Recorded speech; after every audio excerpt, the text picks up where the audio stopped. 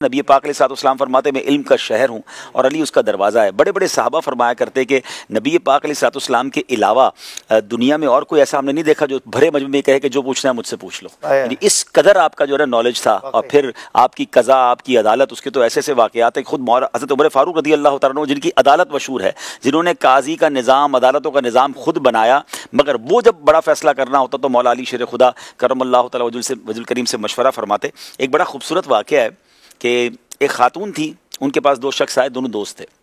کہتے ہیں ہم ٹریول پر جا رہے ہیں، یہ ہمارے 100 دینار آپ سنبھال کے رکھ لیں، لیکن یاد رہے کہ جب ہم دونوں واپس آئیں تو یہ آپ نے ہمیں دینا ہے۔ وہ آج کل اکاؤنٹ میں ہوتے ہیں نا، 2 سگنیچر ہوتے ہیں کہ بھائی 2 کے بغیر 1 سگنیچر پہ کیش نہیں ہوتا۔ وہ اس زمانے کا سمجھ لو سسٹم بنایا کہ جب ہم دونوں آپ کے پاس آئے تو آپ نے دینا ہے۔ اچھا 100 کوئنز آف گولڈ، 100 دینار از ناٹ نارمل اماؤنٹ۔ آج بھی اگر 100 سونے کے سکے ہوں تو پتہ نہیں کتنے لاکھ کروڑ پہ بن جائیں۔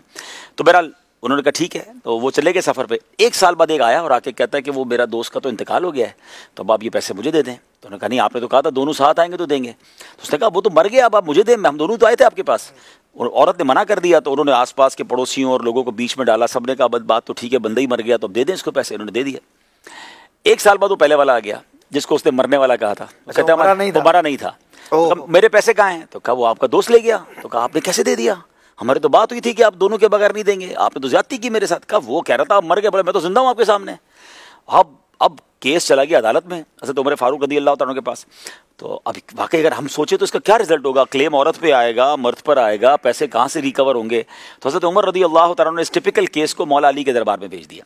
اب شیر خدا کرم اللہ تعالیٰ وجہ الکریم نے 1 لائنر یعنی ایک جملے میں اشفاق بھائی مسئلہ حل کر دیا۔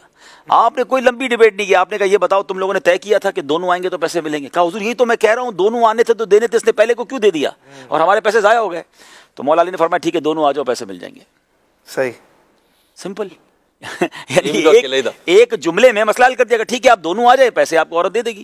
جب وہ دوسرے کو لے کر آئے گا تو وہی تو لے کر گیا پیسے۔ یعنی مولا علی شیر خدا نے 1 لائنر آنسر دے کر اتنا ٹپیکل مسئلہ سالو کر دیا۔ کتنی خوبصورت بات ہے، ایزی ہو گئی۔ وہ ایزی ہو گیا کہ ٹھیک ہے آپ کی شرط تھی نا کہ دونوں آئیں گے، آپ دونوں آ جائیں، لے جائیں اپنے پیسے، پہلے تو اس کو پکڑ کے تو لاؤ، کدھر گیا پہلے والا؟